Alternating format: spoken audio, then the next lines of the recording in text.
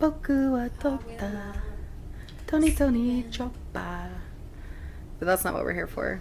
We're here to do another villains that we love and heroes that we dislike. Mm-hmm. And These are fun. I'm going to have you do the heroes that we dislike first because I agree with one and I like semi-agree but don't care about the other one. So I'll just weigh in as you talk about the heroes that we don't like this week. Okay. The first one is from Black Clover. Noelle. Mm-hmm, she sucks. She, like, hardcore sucks. I really have issues with her. Like, everything about her. There's nothing about her that I like. Not one thing. She doesn't have any redeeming still sort of quality. find things. Right. Like, from the very beginning, she's already just stuck up. Does think she's better than everyone because she is a royal. And shows that multiple times, too. Even times when it seems like, oh, maybe she's going to change. And maybe she's, like, going to say something nice to all these poor peasants. And then 2 seconds later, she's back to being like, don't talk to me. Ugh, I'm royalty. Like, literally 2 seconds later. I just can't. She is so obnoxious. Nothing. Cool moments that she could have had are just ruined and irrelevant by the time it gets to it because I cannot stand her. I agree. And I think she's just dislikable in general. Like, I have a thing with... I think I judge female characters really harshly because they're portrayed so strangely in all media, but, like, in anime especially, like, female characters just don't even feel human to me. I'm like, what is this alien race of, like, weird... Yeah, it's weird. And so I just don't relate to her at all as, like, a female that, would... Rather than be, like... caring and nurturing, and not that I'm like caring and nurturing and loving all the time. Trust me, there's days where I just picture myself like running a freaking envelope opener through someone's skull, but like she doesn't like embody the things that I think are very feminine in women, which is just general kindness and humility, and like we tend to like look around and see how we can help people, and she kind of tends to look around and see how like the world is hurting her and how she's like a victim. And I also just don't like how she treats Asta. Like, I never think that affection should ever be expressed as violence ever. I don't think that's okay. So, and I know sometimes it's supposed to be like a funny thing. Yeah, like I realize that, but it's humor, just not. Though. It's like not funny to have a woman like beat the man up. It's stupid. Okay, who's the next one? Well, I know who she is, but... The next one is Nami from One Piece. I mean, for some of the same reasons as Noelle, I, like, hate that she's always hitting Luffy. It's, like, not funny to me.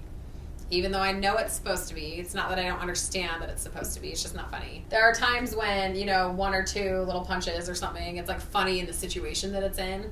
Mm-hmm. But it's not 99% of the time. It's not funny to me, and they do it over and over. Here's the thing: I'm kind of neutral about Nami. I don't hate her, and I also don't like get super excited every time she's in a scene. I don't like love her and like, but I think it's a little bit different. Like her relationship with Luffy and Zoro is like completely platonic, and she's not trying to express like romance or care. Like if Noelle gets what she wants and ends up with Asta, their relationship is built on something kind of twisted. Nami is kind of like one of the guys as far as like the crew is concerned, except for Sanji. That's the only way that Nami really is seen as like a woman. Like Zoro hates Nami at the beginning. They like fight constantly. You know what I mean? She's not trying to like express positive emotions through the violence. It's more of like a stop it, shut up, I'm gonna hit you guys. Like, and it's still not okay. I just see it a little bit differently, I guess. Like the romantic kind bugs me a lot more because they actually would like to start up like an intimate relationship with that person. And I'm like, well, where are you building the foundation though? Like that's dumb, you know? Yeah. And it's harmful too. Well, and the guys that we watch anime with always are like, it's funny to us. Like, you don't have to worry about us. But I'm like, it's not actually about the men in the scene. It's about the woman in the scene. Right. I just feel like, I think it stems from the fact that women are portrayed so terribly in general in anime that, like, any little thing like that just kind of builds up and bugs me. Right. So I agree with you about the whole women hitting men in anime. I don't find it funny. Really I also think it's just an old joke, and I feel like repetitive humor is just like really lame. Well, it just gets old, and it's not funny anymore. I just need like fresh. No, but I agree. I do like Nami's character though, so I wouldn't put her on my like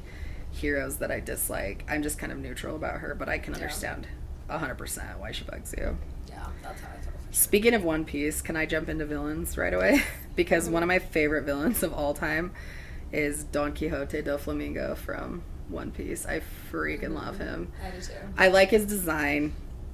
I like his backstory. I love his laugh, his weird like I think he's such a good villain. Like he's so flamboyant, like his pink feathery flamingo cape that he wears, and like his weird like dress shoes that don't match like his pants. Like he's just, his design is great. His voice is phenomenal. I love his voice actor. And again, we watched the Japanese version, so I'm not talking about the dub. I don't know what he sounds like in dub. But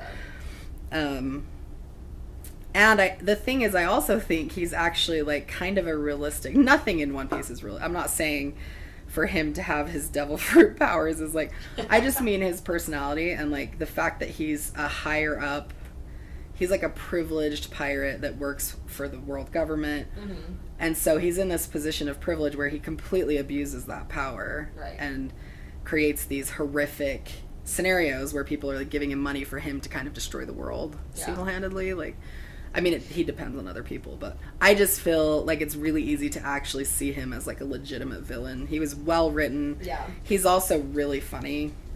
And I like funny villains for some reason. That's like I agree. my thing kind of. Yeah. I really enjoyed how his story also made Trafalgar Law's story, and by that I mean his story like more relevant to One Piece, because without Doflamingo and his influence and then like Corazon and like that whole thing, Trafalgar Law wouldn't be as like intense of a character. And I like that they're tied together like that. Yeah. No, for sure. It was really well written.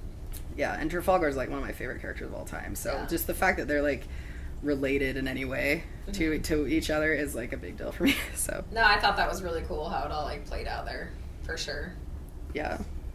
I like Mingo too. Mingo. That's right. Luffy calls him Mingo. Mingo!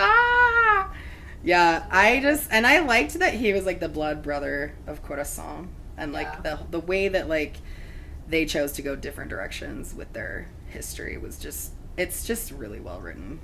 And I enjoyed every time he was on the screen. And I freaking love his Den Den Mushi, the way that it appears when he calls people.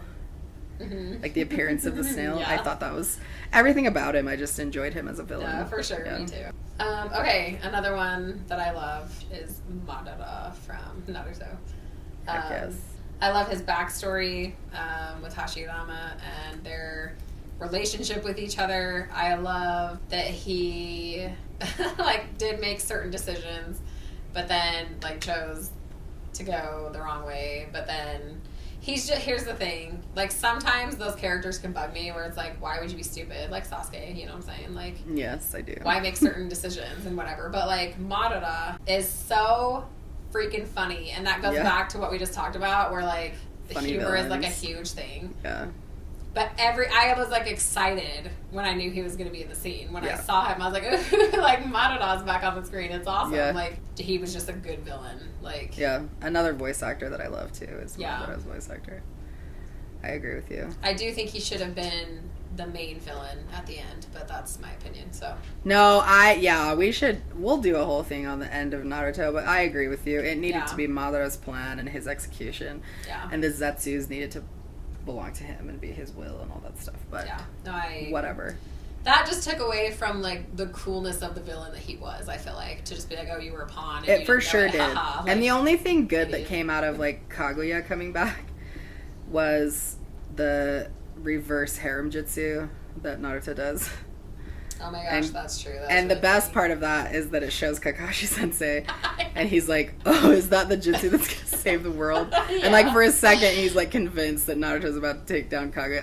There was a moment that I liked, funny. But I don't think that moment outweighed how dumb it was that Madara was not an actual villain.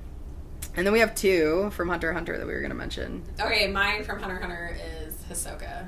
I mean, honestly, there's not a lot of reason for me to explain why. I'm not even sure why, but I think most people agree. I just love the moments that he's in it. He's like a crazy psycho, and when he punches Gon and says, "When you can punch me like that."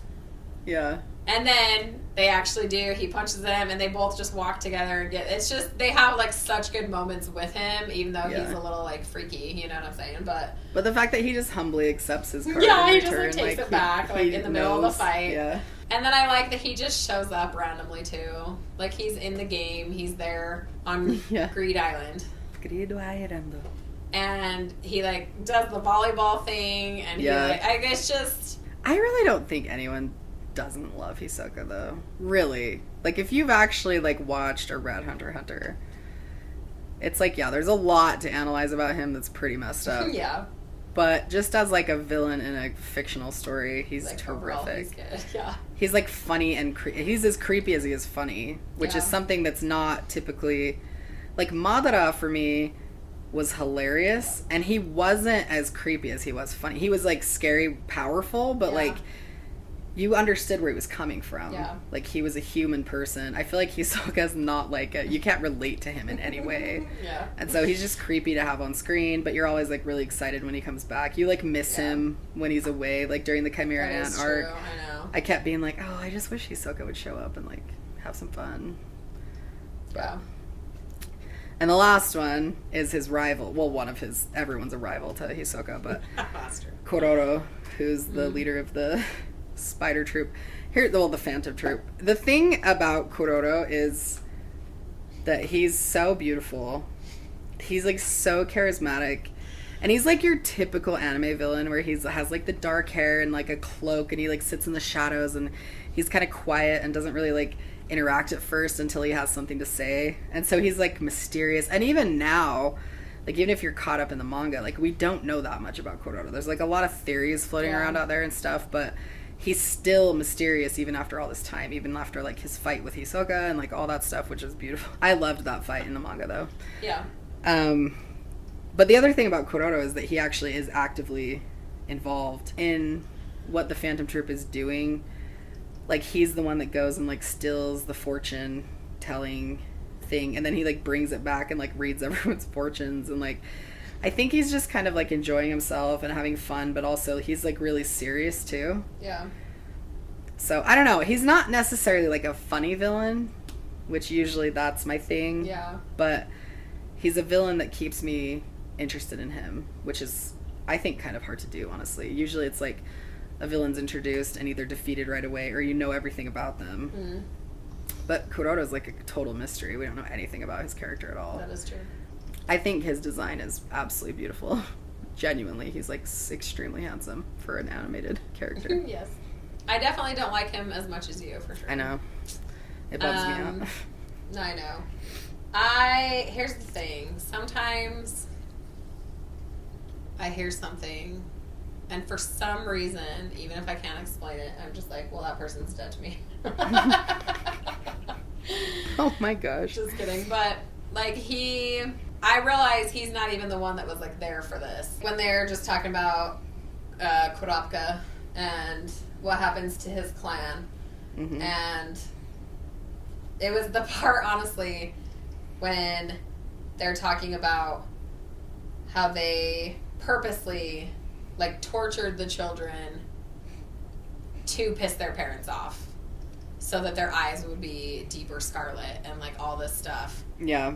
And I was like, okay, like, you want to rampage and kill people, go for it. But, like, you do not purposely torture children. That made me not like the Phantom Troop as much as I could. And since Kororo is the one who's, like, in charge, he's like their leader. He's the head. Yeah. I just was like, ugh, like, it made me really not like him as much as I for sure could have. Because I do think he is an interesting character, and I do like him in certain ways, but definitely not as much as you care about him. But I for sure think he has some kind of, like, I don't think he... Well, it's hard with him because I want to say he lacks empathy, but I think he cares about the Phantom Troop members.